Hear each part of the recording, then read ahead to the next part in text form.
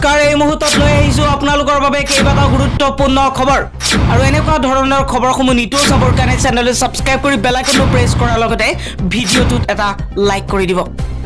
অসমত মুছলমানৰ জনসংখ্যা অধিক কিয় বৃদ্ধি পাইছে? মুছলমানে অধিক সন্তান জন্ম দিয়াৰ বাবে জনসংখ্যাৰ হাৰ বৃদ্ধি পাইছে নেকি?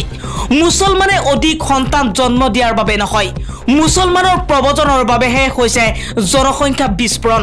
এই কথা উল্লেখ কৰিছে উপমন্যু হাজৰিকাই।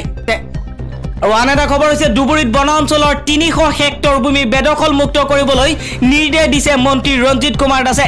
পঞ্চায়ত আৰু গ্ৰাম্য উন্নয়নৰ দুৰ্নীতি তদন্ত কৰিবলৈও উপায়ুক্তক নিৰ্দেশ প্ৰদান। অসম চৰকাৰৰ পঞ্চায়ত আৰু গ্ৰামোন্নয়ন, খাদ্য আৰু অসামৰিক যোগান, জনস্বাস্থ্য কাৰিকৰী আদি বিভাগৰ মন্ত্ৰী তথা ধুবুৰী জিলাৰ অভিভাৱক মন্ত্ৰী ৰঞ্জিত কুমাৰ দাসে যোৱাকালি ধুবুৰী জিলাৰ কোভিড পৰিস্থিতি আৰু বিভিন্ন বিভাগৰ কাম কাজৰ পৰ্যালোচনা কৰে। মাইক্ৰ ফাইনেন্সৰ ঋণ মাফ সন্দৰ্ভত এইবাৰ ওলোটা খৰ। ৰাজ্য চৰকাৰক উভতি ধৰিছে ৰাজ্যৰ বিৰোধী দলসমূহে। অসমৰ কেবিনেট মন্ত্ৰী অশোক সিংঘালে মাইক্ৰ ফাইনেন্স ঋণ মাফ কৰাৰ চৰ্তাৱলী ঘোষণাৰ এদিন পিছতেই ৰাজ্যখনৰ বিৰোধী দলসমূহে বিধানসভা নিৰ্বাচনৰ পূৰ্বে দিয়া প্ৰতিশ্ৰুতিসমূহৰ ওপৰত ওলোটা খৰ মৰাক লৈ বিজেপি নেতৃত্বাধীন মিত্ৰজোঁট চৰকাৰক আক্ৰমণৰ লক্ষ্য কৰি লৈছে বিৰোধী দলসমূহে। প্ৰতিবেদন অনুসৰি কংগ্ৰেছ, AIUDF, ৰাইজৰ দল আৰু অসম জাতীয় পৰিষদে মুখ্যমন্ত্ৰী ডক্টৰ হিমন্ত বিশ্ব শৰ্মাই গঠন কৰি দিয়া পৰামৰ্শদাতা সমিতিখনক তীব্ৰ ভাষাৰে সমালোচনা কৰিছে।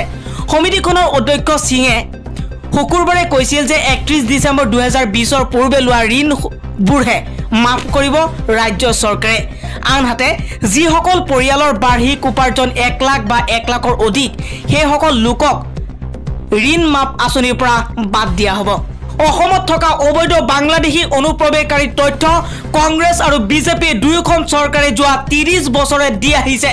1992 চনত সেই সময়ৰ মুখ্যমন্ত্ৰী প্ৰয়াত হিতেশ্বৰ শইকীয়াই ৩২ লাখ অনুপ্ৰৱেশকাৰীৰ উমান দিছিল।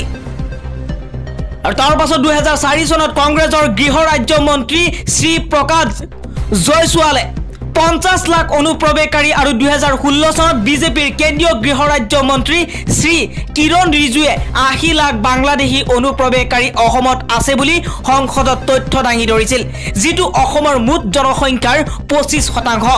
হাজৰিকাই লগতে কৈছে এই কথা। তেওঁ আৰু প্ৰশ্ন কৰি কয়, যদি উপৰোক্ত তথ্যখিনি ভুলেই আছিল তেন্তে সকলো সময়তে শাসকীয় দলত থকা বৰ্তমানৰ মুখ্যমন্ত্ৰী ডক্টৰ হিমন্ত বিশ্ব শৰ্মাই ইয়াৰ প্ৰত্যুত্তৰ কিয় নিদিলে?